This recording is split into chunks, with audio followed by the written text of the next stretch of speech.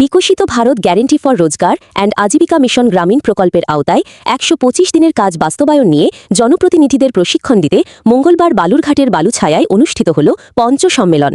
কর্মশালায় উপস্থিত ছিলেন জেলাশাসক বালাসুব্রমণ্যম টি, জেলার বিধায়করা, জেলা পরিষদের নেতৃত্ব এবং বিভিন্ন পঞ্চায়েতের জনপ্রতিনিধিরা। প্রকল্পের অধীনে কোন কোন কাজ করা যাবে এবং কিভাবে তা বাস্তবায়িত হবে সেই বিষয়ে বিস্তারিত প্রশিক্ষণ দেওয়া হয়। বৈঠকে শাসক ও বিরোধী উভয় পক্ষের জনপ্রতিনিধিদের উপস্থিতি নিয়ে রাজনৈতিক মহলেও তাৎপর্যপূর্ণ বলে মনে করা হচ্ছে। আজকে আমরা পাঁচ সম্মেলন করছি, মানে পঞ্চায়েতের সম্মেলন হিসাবে, যেটা বিবিজি রামজি, আমাদের ভাইব্রেন্ট বিবিজি রামজির প্রোগ্রাম এবং ভাইব্রেন্ট ভিলেজ প্রোগ্রামে এটা কনভার্জেন্স এবং বিভিন্ন অন্যান্য স্কিমস, গভর্নমেন্টের স্কিমসের সঙ্গে আমরা বিবিজি রামজি নতুন যে শুরু হয়ে গেছে ১২৫ দিনের কাজ, ওইটা কি করে কনভার্জ করা যায় এবং ওইটা দিয়ে সবকটা প্রোগ্রামের দিয়ে পাবলিকের ইনফ্রাস্ট্রাকচার বাড়ানোর এবং number of working days, man days বাড়ানোর এক্সারসাইজ আমরা করছি। এটার জন্য একটা পাঁচ সম্মেলন করছি। এই সম্মেলনে আমাদের যতজন বিবিজি রামজি এবং বিভিন্ন লাইন ডিপার্টমেন্ট থেকে যারা কর্তারা আছেন ওনারা আজকে এটা অ্যাটেন্ড করছেন। এটা জেলাব্যাপী একটা বড় সচেতন আমরা একটা কনফারেন্স টাইপে করছি। এই কনফারেন্সে আমরা আজকে জেলার ভিত্তিতে করছি, এরপরে ব্লক লেভেলে হবে, জিপি লেভেলে হবে।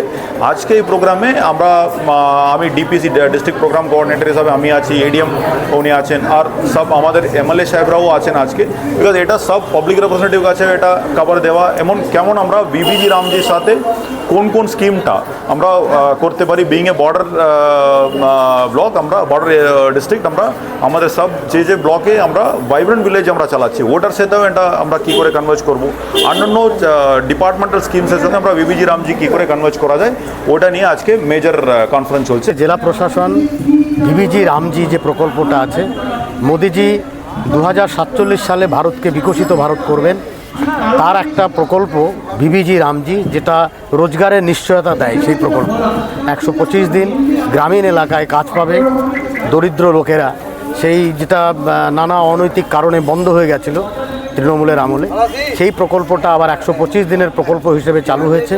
সেইটাই যাতে গ্রামীণ স্তরে আমাদের জেলার যারা জেলা পরিষদ এবং অন্যান্য পঞ্চায়েত সমিতির প্রতিনিধিরা উপস্থিত ছিলেন, আমরা যারা বিধায়ক তারা উপস্থিত ছিলাম, প্রশাসনের সঙ্গে জেলা সমাহর্তা এবং অপর জেলা সমাহর্তা উপস্থিত ছিলেন এবং অন্যান্য ব্লক স্তরের আধিকারিকরা উপস্থিত আছেন। সেই প্রকল্পের যাতে বাস্তবায়ন সঠিকভাবে হয় তার জন্যই এই মিটিং আজকে। সেই নীতি নয়, আপনারা একদম সম্পূর্ণ উল্টো পথে তাদেরকেও আজকে সরকারি অনুষ্ঠানগুলোতে ডাকছেন। একদম গণতন্ত্র দেশের নিয়ম কি, একজন শাসক থাকবে, বিরোধী থাকবে, শাসক বিরোধী পাশাপাশি থাকবে। তাই সেটা আমরা এই পশ্চিমবাংলা সরকার, বর্তমান সরকার যে শুভেন্দু অধিকারীর নেতৃত্বে চলছে, আমাদের মাননীয় মুখ্যমন্ত্রী তার নেতৃত্বে চলছে, তিনি দিশা দেখাচ্ছেন।